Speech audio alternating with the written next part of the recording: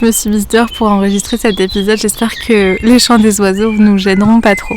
J'ai préféré rendre mon appartement parisien, clôturer mes études à Paris, puis rentrer chez moi sans trop chercher à postuler. Je réfléchissais à la marque que je voulais tellement créer, sur laquelle j'avais travaillé tout au long de ma dernière année de master, avec mon mémoire sur le projet entrepreneurial et le concours Engrenage, pour lequel ma marque de vêtements esthétiques et éthiques Raz Paris avait été qualifiée jusqu'en demi-finale. Malgré les portes qui pouvaient s'ouvrir à moi grâce à mes superbes expériences et qualifications, je me suis dit « Bon, Amantha, tant pis pour le confort et le salaire, tu t'étais fait la promesse de ne pas laisser ce monde te changer. Aujourd'hui, même si tu auras moins d'aisance financière, il est préférable pour toi de te retirer. » D'où ma détermination à établir un planning quand je suis revenue à Alençon. J'avais trop de projets en tête en fait. Entretenir mon corps, perdre mes kilos en trop, me concentrer enfin sur les choses qui m'intéressent, comme l'apprentissage de ma religion, prendre soin de ma maman, qui en vrai aimait se vanter des études de sa fille mais préférait largement me voir à la maison, et accessoirement continuer de travailler sur ma marque qui peut changer le monde, en tout cas le monde de ceux qui le veulent. Pendant cet hiver, qui, comme je vous l'avais dit, était surtout une retraite spirituelle parce qu'au final, je me suis rendu compte que j'avais beaucoup de choses à réparer en moi. L'un de mes plus gros freins en lien avec le projet Raz, c'était le manque d'un capital suffisamment conséquent pour créer une marque à la hauteur de ce que j'imagine. Ma volonté de rester cohérente avec mon éthique et mon impossibilité de voyager seule, par exemple en Turquie, pour chercher de bons fournisseurs de tissus. En plus, j'avais été à un salon professionnel plus tôt dans l'année et je m'étais rendu compte qu'il y avait très peu de fournisseurs qui proposaient ce que je recherche, donc des tissus en matière naturelle, bien sourcés et évidemment beaux, qui tiendront dans le temps. Quand ces fournisseurs existaient, ils étaient soit trop chers ou n'avaient pas trop le mood que je recherche. Tout ça me semblait un peu compliqué. Je m'étais dit que j'allais commencer avec des foulards, car ce serait facile à sourcer et à coudre. Mais pareil, la problématique du stock et de l'espace nécessaire à un atelier de confection et préparation de commandes demandait beaucoup plus d'investissement que ce que j'étais en capacité de proposer. Et surtout, la conviction que même si ma proposition alternative pour commencer l'aventure Raz était bienvenue, pour le moment l'offre déjà présente sur le marché est suffisante pour répondre à la demande des femmes qui aiment les foulards et mes idées innovantes pour me démarquer demandaient trop de budget. J'ai aussi pris le temps de repenser la marque Raz Paris, qui est devenue Raz Nafs. Je savais que je voulais garder Raz, car ça veut dire beau en tchétchène. Mais à côté, je ne savais pas trop. J'avais pris Paris car c'est la capitale de la mode. Et ça montre la fusion entre l'état d'esprit Raz et un peu le savoir-faire à la française. Mais ça restait trop spécifique géographiquement et pas vraiment représentatif de mon vrai état d'esprit. C'est pour ça que Paris a été remplacé par Nafs, qu'on peut traduire par âme en arabe, donnant Raz Nafs, qui correspond beaucoup mieux à l'état d'esprit que je voulais transmettre, puisqu'on s'adresse au monde entier et surtout à la Oumma dans plusieurs langues. Et en vrai, je ne trouve pas que la haute couture ou la couture tout court ne puisse se faire qu'à Paris. Pour le logo, Raz Paris, c'était le dessin minimaliste d'un grand papillon au contour noir sur un fond blanc et le branding sur mon site internet était plutôt mauve, beige et blanc. En repensant au branding et au logo pour Raz Nafs, je me suis dit que je préférais éviter de représenter une créature animée, donc je voulais choisir une fleur avec une histoire et je me suis souvenu que la fleur de lotus était mentionnée dans le Coran. Le lotus c'est totalement féminin et à l'image de Raz Nafs, donc j'ai essayé de voir comment représenter joliment un lotus en logo. Et j'ai trouvé ce dessin que vous connaissez, avec une couronne représentée par les motifs du lotus. J'ai choisi un fond vert cette fois, car c'était la couleur préférée du prophète Mohammed sallallahu alayhi wa sallam. Là, c'est Raz Nafs. Pendant mes cours en marketing de luxe, je me suis rendu compte qu'avant même de vendre un produit, une marque vend une image, des valeurs, un état d'esprit. Et c'est d'ailleurs ce qui avait été valorisé pendant ma soutenance sur le projet Raz Paris, que j'avais passé devant la directrice de l'EIML et notre professeur d'entrepreneuriat qui est le cofondateur de Marmiton. Parce qu'ils m'ont dit, en fait la marque Raz Paris c'est surtout un état d'esprit. Je me suis souvenu aussi que, d'accord j'ai peu de moyens pour le moment, mais Allah qui est Ar-Razaq, celui qui accorde la subsistance, et la subsistance ce n'est pas que matériel, il m'a donné une immense richesse qui est ma possibilité de m'adresser à beaucoup de monde grâce aux différentes nations et mentalités que je comprends et à qui je peux parler. En plus, Allah m'a aussi donné cette sensibilité littéraire et artistique que je n'avais pu exploiter que jusqu'en classe de terminale ou dans ma vie personnelle et que j'étais contente de retrouver à travers l'écriture lors de mes moments d'introspection.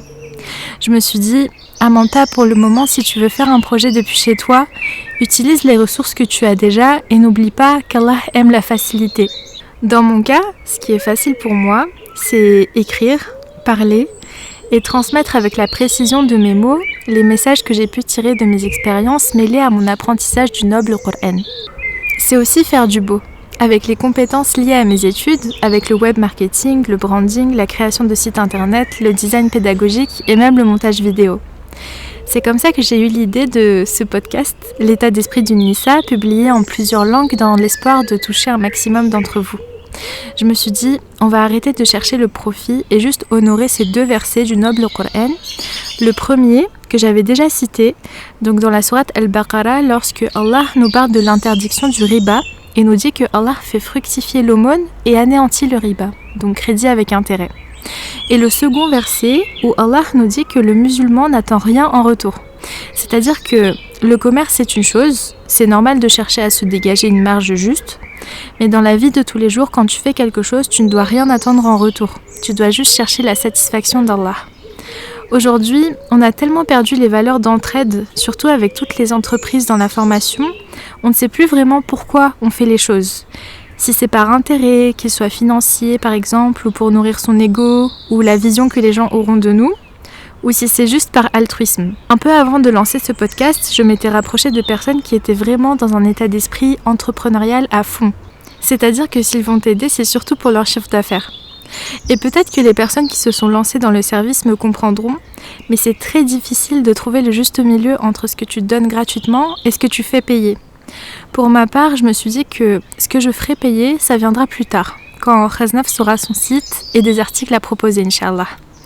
Pour le moment, tout ce que je peux transmettre qui ne me coûte rien matériellement, en tout cas c'est pas un frais visible pour vous, je le transmettrai juste pour Allah, en espérant qu'il sera satisfait de moi et m'aidera à recevoir ma subsistance au moment venu.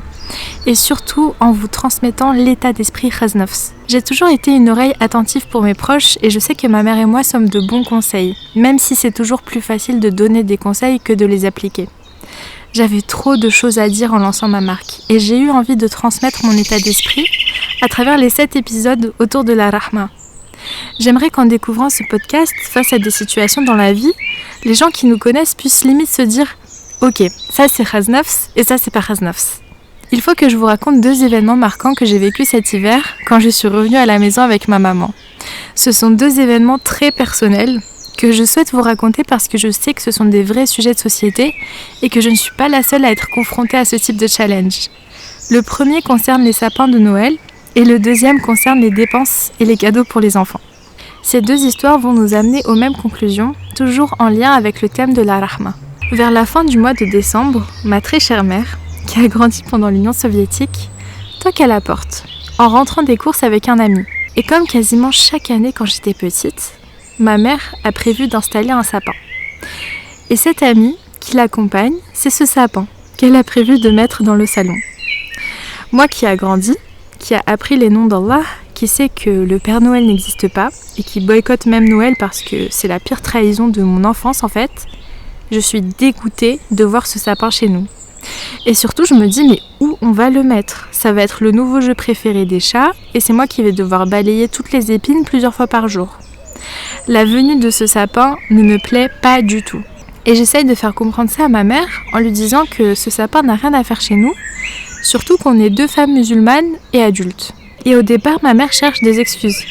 Elle me dit non, mais c'est juste pour faire plaisir à la petite, c'est un mood, en plus c'est l'odeur de mon enfance, le sapin avec les clémentines. Elle voit que de mon côté c'est vraiment mort, donc elle finit par se vexer. Et le sapin devient un sujet très sensible pendant plusieurs semaines. Je sais très bien qu'elle m'en veut de ne pas lui avoir laissé son sapin. J'essaye de compenser par d'autres choses, mais vraiment avec ce sapin, j'ai touché une corde très sensible chez elle. Popoche. Le truc c'est que moi je vois pas pourquoi on doit avoir un sapin de Noël chez nous. Sachant que ceux qui fêtent Noël, ce sont les chrétiens ou les gens qui ne croient pas en Allah. Et le messager d'Allah a dit que celui qui imite un peuple en fait partie. Donc j'aime trop ma mère pour la laisser se tromper sur quelque chose de si important, sachant qu'elle est musulmane comme moi. Et pour ma cousine, je préfère la sensibiliser à l'amour et au nom d'Allah dès l'enfance, plutôt que faire perpétuer cette grosse blague qui est l'existence du Père Noël, à laquelle moi-même j'ai cru pendant longtemps.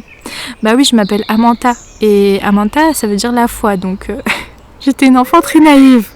Donc plutôt que de lui mentir et faire croire qu'un gros monsieur habillé en rouge à la barbe blanche va passer par la cheminée quand tout le monde dort, je préfère la sensibiliser aux histoires des prophètes et lui transmettre l'incroyable magie et grandeur qui se trouve dans la découverte et la compréhension des noms d'Allah. Le truc que j'avais pas saisi sur le coup, en voyant cette situation avec mon prisme occidental, c'est qu'en russe, on dit pas Père Noël, on dit Ded Moroz. Et on ne dit pas sapin de Noël, on dit Yolka. Chaque langue comporte des mots qui sont chargés de sa culture et de son histoire. En français, les fêtes de fin d'année ont systématiquement une dimension religieuse, parce qu'on parle tout de suite de Noël. Par exemple, quand on dit fête de Noël, sapin de Noël ou Père Noël. Parce que Noël, c'est pour les chrétiens, qui fêtent la naissance de Jésus. Comme les jours fériés avec Pâques et les œufs en chocolat, ou bien la Saint-Valentin, soi-disant la fête de l'amour. Mais on passera sur l'histoire de ces fêtes et leur origine païenne pour la plupart d'entre elles. Pour le 25 décembre, qui est la date fériée avec le 1er janvier et qui représente les fêtes de Noël, ou plutôt fêtes de fin d'année en France, les chrétiens fêtent le réveillon du 25 décembre en considérant cette date comme la naissance de Jésus. Et ils considèrent Jésus comme un Dieu, sauf que nous, on considère Jésus, que la paix soit sur lui, comme un messager de Dieu. Oui, il a reçu le Saint-Esprit et c'est mentionné dans le Coran. Même sa maman, Marie, est mentionnée dans le Coran. Mais Jésus, c'est pas un Dieu, c'est un messager de Dieu. C'est le prophète Isa, alayhi salam. Et on considère que le Coran est le dernier livre monothéiste transmis par Dieu pour l'humanité, par l'intermédiaire de son dernier messager, le prophète Mohammed, que la paix soit sur lui. Dire que Jésus est Dieu, pour nous, ça s'assimile à de l'association, qui est le pire péché en islam. Car la base de l'islam et le fondement même du monothéisme, c'est de dire que Dieu, donc Allah, est unique. Et c'est reconnaître tous ses envoyés. Donc du premier homme, qui était un prophète aussi, donc Papa Adam, comme Oustada Zeynep l'appelle dans le podcast Coran de mon cœur, jusqu'au dernier messager, donc le prophète Mohammed sallallahu alayhi wa sallam, en passant par le père du monothéisme, Abraham alayhi salam, qui sont des messagers qu'on aime et qu'on respecte tous sans distinction. Que la paix soit sur eux, amin. La France, jusqu'à la loi sur la séparation de l'Église et de l'État en 1905, était chrétienne. Aujourd'hui, la France est un gouvernement laïque, mais quand même chargé d'une culture et d'une histoire influencée par la religion chrétienne. Les Russes slaves, eux, sont orthodoxes. Je parle bien des Russes slaves pour faire la distinction avec les Tchétchènes, car la Russie comporte plus de 30 républiques avec une identité propre à chaque république, qui a sa propre langue et religion. Par exemple, la Tchétchénie se trouve dans la région du Caucase et elle a sa propre langue et sa propre religion qui est l'islam. La Russie impériale et slave donc, qui était majoritairement orthodoxe, est devenue athée pendant toute la période de l'URSS. Après la révolution russe en 1917 jusqu'en 1991, comme je vous disais, c'était interdit de croire en un Dieu unique. Il fallait croire en la patrie et au communisme. L'État a quand même laissé un événement histoire de permettre aux gens d'avoir une fête, qui était le Nouvel An calendaire, donc Novy God en russe, le 31 décembre. Et pendant Novy God, il y avait un Père Noël, des sapins de Noël et des cadeaux de Noël. Sauf que si on traduit Père Noël en russe, c'est Ded Moroz. Ded Moroz, ça veut dire le grand-père du froid. Sapin de Noël en russe, c'est Yolka ou Yolochka. Donc c'est un arbre décoré. Il y a aussi un personnage important qui est la petite fée du Père Noël. Ça, c'est Snigurechka. Snigurechka, on peut le traduire par petit flocon de neige. Et elle accompagne le Ded Moroz pendant la distribution des cadeaux pour les enfants. D'ailleurs, ma mère avait eu le rôle de Snigurechka pendant son enfance, au spectacle de l'école, donc c'était encore plus symbolique pour elle. En fait, ce que je voyais comme un acte religieux avec ce sapin de Noël dans notre salon, ma mère, elle le voyait comme un rappel de son enfance. Un monde où elle vivait encore en Tchétchénie et où ses deux moments préférés de l'année, c'était l'été chez ses grands-parents dont je vous ai déjà parlé, avec notre maison familiale à Galichivotsk, et la fête de fin d'année qui unissait tout le monde et faisait la joie des enfants. Ma mère m'en a tellement voulu pour ça et je la comprenais très bien, Mais ce hadith qui dit que quiconque imite un peuple en fait partie revenait. Et j'avais trop peur de déplaire à Allah en tolérant une fête chargée d'associations dans notre maison. Et aujourd'hui, on n'est plus des enfants, on ne vit plus sous le joug de l'URSS. Et ces moments de joie, on peut les créer en n'imitant pas une fête qui déplaira à Allah. Rien n'empêche de rester dans le mood de la saison et manger des clémentines et apprécier l'odeur du sapin. D'accord, en islam, on ne fête pas les anniversaires, on ne fête pas Noël, mais on a 2 grandes fêtes dans l'année, qui sont les 2 fêtes de l'Aïd. Et chaque vendredi, on a notre petite fête, c'est le jour du repos du musulman. Et rien ne nous empêche d'organiser nos petites fêtes ou petits events liés à la saison ou à notre état d'esprit. Et ça me faisait même penser aux 2 personnages dans Alice au Pays des Merveilles qui fêtent chaque jour leur anniversaire, plutôt leur non-anniversaire, et le jour de leur anniversaire, ils ne fêtent rien, parce que c'est pas leur non-anniversaire. Du coup, pour me racheter auprès de ma mère et lui montrer que les lois d'Allah ne sont pas là pour nous contraindre, je cherchais à appliquer la sunna et prendre chaque vendredi comme un jour spécial. Une petite fête. C'était la saison du mimosa, qui est la fleur préférée de maman, parce que ça sent bon, et chaque branche qui comporte une multitude de petits points jaunes lui donne l'impression de voir des petits poussins. Elle m'avait confié qu'elle passe toujours devant le fleuriste, mais que ça lui fait de la peine de dépenser de l'argent pour ça. Donc chaque vendredi, j'appliquais les différentes sunnas en utilisant une branche de siwak pour mes dents, en lisant la sourate Al-Kahf, en priant sur le prophète Mohammed sallallahu alayhi wa sallam et plein d'autres petites choses. Puis j'allais chez le fleuriste où je prenais une branche de mimosa et je passais à la boulangerie prendre un éclair au café et une religieuse au café qui faisait la joie de ma mère et était aussi mon petit plaisir de la semaine pour ma perte de poids. Le deuxième événement que je veux vous raconter, c'est en lien avec les dépenses. Comme on a toujours dû subvenir à nos besoins seuls, et moi-même en vivant à Paris, je gérais vraiment tout toute seule, j'ai vite acquis une maturité financière et une indépendance qui, en vrai, ne me déplaisaient pas trop. Les limites de ça, surtout quand on est une femme, c'est que même si on arrive à gérer les dépenses, on a quand même envie de se faire plaisir et d'être généreuse. Et vraiment, tout ce que j'avais, je le partageais avec ma mère. Ce qui en soi est totalement normal et cohérent avec nos valeurs. Le truc, c'est que je voyais mon épargne se vider petit à petit. Les charges du quotidien, la maison, les frais de vétérinaire, avec Toshka qui a débarqué avec sa tribu, notre voiture en panne, donc on a dû la changer, les frais d'hiver, plus l'exigence de ma mère qui montait à mon égard et son inquiétude face à la situation car je porte le voile, on a eu des petits moments de friction. Dans mes dépenses, j'essayais vraiment de chercher la baraka d'Allah. En sachant que je sais pas d'où l'argent va venir quand mon épargne va se vider, mais c'est Allah qui donne. Et il m'a promis qu'il n'allait pas me laisser. Il faut juste que je lui fasse confiance. Et il faut que je m'accroche en restant assidue dans mes prières et en faisant les causes conformes à ce qui lui plaira.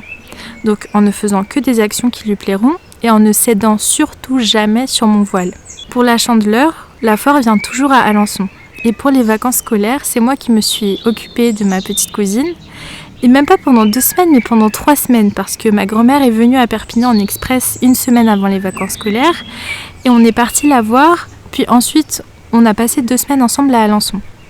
Tous les jours, ma lutte contre moi-même était adaptée à la garde de ma petite cousine, et moi qui étais en train d'expérimenter le terme sabr pendant toute la période de l'hiver, là, je le mettais vraiment en pratique avec elle. Parce que tout simplement, passer tout son temps avec un petit ange, c'est très bénéfique, mais ça demande aussi beaucoup de sabr. Tous les jours, je l'amenais au parc, j'essayais de l'occuper, faire des activités. Et une fois à Alençon, ma mère nous dit plusieurs fois, les filles, il y a la foire. Il faudra qu'on emmène Jenna à la foire. Et moi, j'insistais pas trop sur le sujet parce que la foire, ça coûte cher. Et en vrai, je sais que Jenna, elle aime trop déjà quand on va au parc. Donc je me disais, en plus elle est petite et tout, c'est un peu une dépense inutile. Puis en grandissant, j'avais pas trop le sentiment de dépenser de façon éthique en allant à la foire. Le jour J, donc c'était un jeudi, il était 16h30, on se prépare pour aller à la foire. En sortant, ma mère, elle me dit, prends du liquide. Et moi, je vois cette enveloppe dans laquelle il me reste de l'épargne, sachant qu'avec cette petite épargne, je pense à Raznaf, je pense à l'ouverture de la société, que me coûtera toute cette épargne. Et je prends de l'argent à contre-cœur. Je me dis, ok, il est 16h30, la prochaine prière, donc Maghreb, c'est à 18h. On va passer à peu près 1 heure sur place, elle est petite, elle va faire des jeux pour bébé. Je prends quoi, 10 €?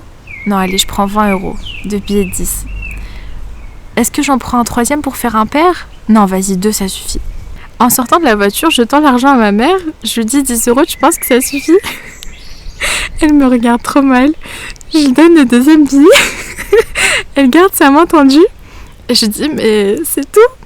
Et là, elle sort de la voiture, mais trop énervée. Et pour moi, c'est une vraie violence. Je me dis, mais attends, c'est bien 20 €. J'ai vraiment l'impression de ne pas être écoutée et que tous mes efforts sont totalement invisibles et pas du tout considérés. Quelques jours plus tard, je commence vraiment à ressentir la difficulté dans mon cœur parce que vraiment, ma mère, là, on est arrivés à un point toutes les deux, on se comprend pas. Je me dis, mais limite là, il nous faut un thérapeute parce que ça va pas du tout en fait. Je me sentais vraiment comme le vilain petit canard que déjà personne ne comprend dans la famille et en plus qui se fait racketter. Le sapin, l'épisode des 20 €, plus d'autres trucs. Je commençais vraiment à venir à bout, je me disais, mais il y a un truc qui cloche là. Et j'avais vraiment personne à qui m'adresser. Tout l'hiver, j'avais pris l'habitude de garder tous mes sentiments en moi et à la limite les confier à Allah. Et là, je ressentais vraiment le besoin de me confier à quelqu'un sans pour autant trahir ma mère parce que c'était pas le but non plus. Et un matin, alors que je commençais déjà à travailler sur le projet Reznofs, j'appelle Angelica. Il était 8h du matin, je l'appelle, je lui dis « Meuf, je peux te parler ?» Elle me dit « Bah oui, bien sûr, qu'est-ce qu'il y a ?» Je lui dis « Écoute, j'aimerais que tu me donnes des petits conseils là pendant 15 minutes parce que j'ai beaucoup de travail. » Elle me dit « Ok, pas de souci. » Je lui dis « Angelica, avec ma mère, ça va pas du tout. Franchement, je la comprends pas. » Elle me dit « Ah bon, mais vous vous entendez super bien avec ta mère ?»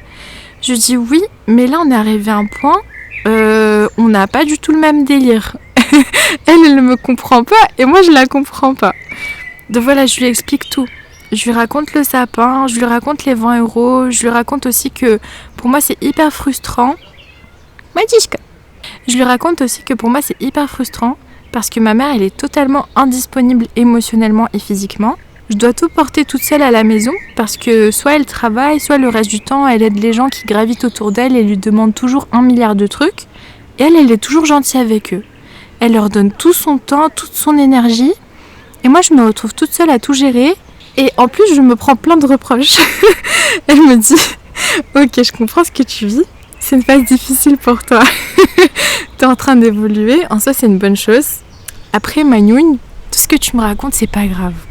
Côté financier, t'inquiète. On va trouver des solutions, ça c'est rien. En vrai, dans tout ce que tu me dis, ta mère, elle est restée fidèle à elle-même. Hein. Elle aide toujours les gens. Elle aime nous faire plaisir. Elle gère pas trop l'argent. C'est ta mère, quoi. Elle me dit... Tu te rappelles pas quand on habitait à Persaigne ? Je dis non. Elle me dit, vos voisins, ils venaient toujours vous voir pour vous demander un truc. Soit une brique de lait, soit un service, même 1 € pour prendre le bus. Je dis, ah bon ? Elle me dit, mais oui, tu te souviens pas ? Une fois, votre voisin, il est venu toquer chez vous. Il a demandé si elle peut lui donner 1 € pour prendre le bus. Mais si, je te jure. Ta mère, je sais pas, c'est plus fort qu'elle. Elle peut pas repousser quelqu'un qui demande quelque chose. Mais elle lui en veut pas pour ça, Magnoune. Hein. En vrai, c'est bien. Hein. C'est juste que elle peut pas dire non, genre, c'est plus fort qu'elle. Donc elle continue, elle me dit, en vrai, Magnoune, l'argent, je comprends ton mood. Mais je te jure que votre problème, il est pas grave. Déjà, l'argent, ça vient, ça part, je sais très bien. Après, si tu te souviens bien, aussi, quand on était petite, c'était pas 20 € qu'on dépensait quand on allait à la foire. Et toi et moi, si on n'avait pas fait tous les manèges de la foire, on n'était pas calmés, hein. Et ta mère, elle payait toujours. Et pour tout le monde, même quand moi je venais, elle payait pour moi. C'était normal. Elle économisait justement pour ces moments-là. Et le pire, c'est que elle, c'était vraiment tout l'argent qu'elle avait. Donc normal qu'elle ait le seum. Toi, t'es là, tu as, mais juste parce que t'as peur, tu donnes pas. Subhanallah. Franchement, cette discussion avec Angelica, elle m'a fait tellement du bien. Et ça m'a vraiment aidé à revoir notre quotidien sous un prisme beaucoup plus serein et miséricordieux. En me souvenant de la rahma que ma mère a toujours eue envers moi. Et que moi, j'étais en train de perdre envers elle. Qu'Allah me pardonne. Amin. C'est beau d'apprendre le Coran. Mais ce sont ces moments de vie qui donnent une dimension pratique à ton apprentissage du Coran. Allah nous dit dans le verset 177 de la sourate Al-Baqarah que la bonté pieuse consiste notamment à donner de son bien, quel que soit l'amour qu'on en ait. Et oui, Amanta, quel que soit l'amour que tu as envers cet objet, cet argent, ce que tu as prévu avec, si ta mère, dont le paradis se trouve sous ses pieds, te l'a demandé, donne-lui. Le prophète Mohammed sallallahu alayhi wa sallam a également dit « Une aumône n'a jamais fait diminuer de l'argent. Allah ne fait qu'agrandir la gloire d'un serviteur qui pardonne et personne ne fait preuve d'humilité sans qu'Allah ne l'élève. » Et il y a aussi cette histoire où le prophète Mohammed sallallahu alayhi wa sallam a demandé à 2 de ses compagnons, par un appel du cœur, de contribuer à la cause de l'islam. Et alors que c'était des temps très difficiles pour eux, Omar ibn al-Khattab, qu'Allah se satisfait de lui, a donné la moitié de sa fortune. Lorsque le messager d'Allah lui a demandé ce qu'il avait laissé pour sa femme et ses enfants, Omar répondit « J'ai laissé pour eux l'équivalent ». Puis lorsque vient le tour d'Abu Bakr as-Siddiq, il vint serein avec toute sa richesse. Lorsque le messager d'Allah lui a demandé ce qu'il avait laissé pour sa famille, il répondit simplement avec une foi inébranlable « Je leur ai laissé Allah et son messager ». À cet instant, Omar comprit et dit « Par Allah, je ne pourrai jamais le devancer ». Il y a 2 moments puissants à retenir ici. D'un côté, l'équilibre, donner sans négliger ses responsabilités. De l'autre, la confiance absolue, le tawakkul. La certitude que si tu laisses tout pour Allah, Allah fera tout pour toi. C'est pas facile, mais cette discussion avec Angelica m'a vraiment aidé à recentrer mes priorités. Et ok, j'ai besoin d'un capital pour Khaznafs, mais là clairement, il n'y a pas assez. Et maman m'a dit qu'elle voulait repeindre les murs du salon, donc khayr Inch'Allah. Et oui, c'est facile de donner beaucoup quand tu as peu. Et quand tu laisses les waswas de shaitan t'envahir, ça devient difficile de donner peu, même quand tu as beaucoup. C'est dans une optique beaucoup plus bienveillante et moins accrochée à mes peurs que j'ai accueilli les jours d'après. Et l'enchaînement que je vais vous raconter m'a juste choquée, subhanallah. Quelques jours après cette discussion, j'ai continué ma routine, mes balades quotidiennes, mon apprentissage de la sourate Yassine, en essayant d'avoir plus de rahma envers moi-même et envers les autres. Je prenais les événements comme ils venaient, sans m'inquiéter pour le après, et en plaçant toute ma confiance en Allah. Et je commençais vraiment à sentir la légèreté et la douceur avec laquelle Allah me portait. Je prends juste un exemple. Un jour, j'ai changé de chemin dans ma balade, et je suis passée devant un immense arbre que j'avais jamais vu. Un immense arbre de mimosa, dont le vent avait transporté l'odeur jusqu'à moi. Subhanallah. En fait, il y a vraiment plein de petits détails, mes petits clins d'œil envers Allah avec les chiffres impairs, et parfois la compréhension de sa miséricorde quand j'avais l'impression qu'il m'offrait certains chiffres pairs. Même des moments de sérénité juste indescriptibles. Bref. Un jour, j'étais assise dans le salon, et Boussika, qui n'était pas rentrée depuis longtemps, est rentrée à la maison avec une énorme blessure au niveau de l'épaule, comme s'il s'était battu avec un très gros chien. Sur le coup, je ne pouvais rien faire parce que j'étais toute seule à la maison et on était le week-end. Au retour de ma mère, on s'est dit qu'on l'emmènerait chez le vétérinaire dès que possible. Plusieurs jours plus tard, le mardi, Boussika est de nouveau revenue à la maison et sa blessure ne s'était pas arrangée. À ce moment précis, c'était le matin et j'étais en train de lire la sourate Al-Baqara. Quand j'ai vu Boussika arriver, j'ai tout de suite bloqué la chatière, prévenu ma mère, appelé la vétérinaire et nous l'avons emmenée chez le vétérinaire. Sauf qu'en nous préparant pour sortir et sur le chemin, la peine, la peur et l'angoisse que j'avais ressentie pour Pouchi est revenue mais tellement fort. J'avais eu le sentiment de revivre sa mort une deuxième fois. Parce que j'avais tellement peur qu'une fois sur place, le vétérinaire nous dise que cette blessure est infectée, qu'il a la rage, qu'on doive le piquer pour sa sécurité et celle des autres chats, que j'étais terrifiée de ce qui allait se passer. Et malgré ma confiance en Allah et ma soumission à son décret, j'avais terriblement mal et peur. J'arrivais pas à m'arrêter de pleurer. Sur place, le vétérinaire nous a dit que c'est le type de blessure qui arrive souvent. Elle n'est pas infectée, donc il a rasé la plaie, désinfecté et mis un pansement, fait une piqûre et prescrit des antibiotiques. Au moment de payer, l'assistante vétérinaire a annoncé 77,17 €. Une fois dans la voiture, ma mère était un peu dégoûtée qu'on ait eu un tel frais à sortir de nulle part. Et je lui ai dit, mais maman, regarde les chiffres. 77 et 17 centimes. 3 fois le chiffre 7 et une fois le chiffre 1. Subhanallah. Comme je vous le disais, je faisais régulièrement des clins d'œil à Allah avec les chiffres et j'avais vraiment l'impression qu'il me les rendait par moments. Là, avec ce chiffre, c'était un de ces signes pour moi. Je me suis dit, c'est de l'argent, mais en vrai, c'est rien qu'un chiffre. Et quel beau chiffre. Et en vrai, c'est normal de prendre soin de Boussika et c'est comme notre enfant. Il ne faut pas craindre de dépenser pour ses enfants. Allah nous dit dans le Coran d'ailleurs qu'il ne faut pas s'inquiéter car c'est à Allah de nous nourrir. Quand nous sommes rentrés, j'ai repris ma lecture. Je m'étais arrêtée au verset 154.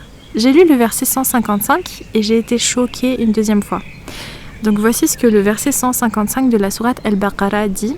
« Très certainement, nous vous éprouverons par un peu de peur, de faim et de diminution des biens, de personnes et de fruits. Et fais la bonne annonce aux endurants. » Waouh!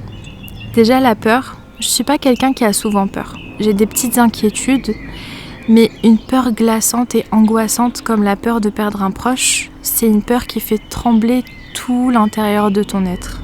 C'est une peur que j'avais ressentie qu'une fois les heures qui ont précédé la mort de Pouchi et que je venais de sentir à nouveau en emmenant Boussika chez le vétérinaire. La faim, j'étais totalement dedans. En état de jeûne la plupart du temps et toujours dans le contrôle de ce que je mange les jours où je ne jeûne pas pour continuer ma perte de poids. La diminution des biens, lol, on va pas s'attarder dessus, de personnes et de fruits, subhanallah. Le dimanche qui avait précédé, j'avais fait mon premier cours de tajwid pendant lequel j'avais appris la prononciation correcte du nom Ar-Rahman et la douceur que sa prononciation implique. La Moralima nous avait dit de nous entraîner à prononcer la lettre Ra, qui pour moi voulait dire méditer sur le nom Ar-Rahman, car plus je comprenais ce nom, mieux ma langue parvenait à le prononcer. La veille d'avoir emmené Boussika chez le vétérinaire, j'ai fait une prière de consultation au sujet de la création de Khaznafs. J'avais déjà créé le logo, le nom, commencé la com sur Instagram, commencé à écrire les épisodes, mais l'achat d'un micro, pour un rendu de qualité et une expérience d'écoute plus agréable, m'a poussé à consulter Allah avant de faire cette dépense. Et par la même occasion, j'ai consulté Allah au sujet du projet Khaznafs dans sa globalité, ce que j'avais pas pensé à faire avant. C'était un petit peu après la prière de Dhuhr. J'ai fait une prière de consultation qui consiste à faire une prière surérogatoire de 2 rakats et une invocation précise. 1 ou 2 heures après, j'avais fini par commander ce micro que j'avais déjà en favori sur Vinted. Puis, un peu avant la prière de Asr, j'ai voulu ranger tous nos tapis de prière. Avec les années, j'ai accumulé plusieurs tapis, certains que j'ai achetés sur des marchés car je les trouvais beaux, d'autres qui m'ont été offerts, ou encore d'autres qui sont aussi anciens que les murs de la maison. Ce jour-là, je sais pas trop pourquoi, je leur ai fait une place spéciale dans le dressing car je me suis dit que c'est dommage qu'ils n'aient pas leur place à eux. L'heure de la prière est arrivée, je suis revenue dans la chambre et j'ai pris le premier tapis de la pile, qui était mon tapis préféré plusieurs années avant, que maintenant j'aimais sans plus car je le trouvais un peu vieux, mais ce n'est pas important et c'est pas bien de trop s'attarder sur ce genre de choses pour la prière. Je déplie mon tapis pour commencer la salate et là je suis choquée. Ce tapis, qui est de couleur vert foncé en velours avec des détails dorés qui représentent une pointe arrondie sur le dessus comme des pétales de lotus, me font instantanément penser au logo de Khaznafs. En regardant ce tapis dont j'avais quasiment oublié l'existence, je suis choquée de ce que je suis en train de voir et je suis choquée de la façon dont Allah a répondu à mes questions sur Khaznafs, alors que ça faisait vraiment plusieurs années que je n'avais pas prié sur ce tapis, subhanallah.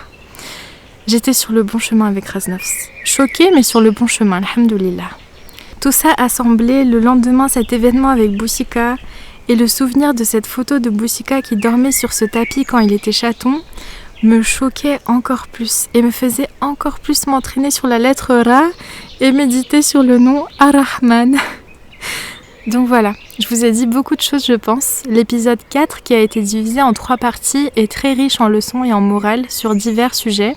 En tout cas, la compréhension de la nature saine, la bienveillance et la rahma et la création d'Allah dans son ensemble, c'était ce que je voulais vous transmettre avec cet épisode. Et bien sûr l'état d'esprit de Khaznafs, sa création et ce vers quoi on va avec ce projet. Merci pour votre écoute, qu'Allah vous préserve ainsi que vos parents et les enfants et animaux qui vivent autour de vous.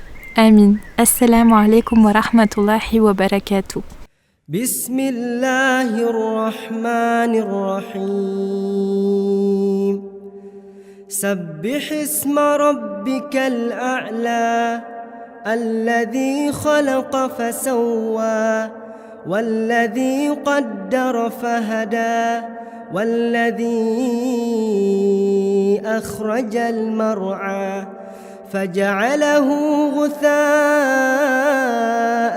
أحوى سنقرئك فلا تنسى إلا ما شاء الله إنه يعلم الجهر وما يخفى ونيسرك لليسرى فذكر إن نفعت الذكرى سيذكر من يخشى ويتجنبها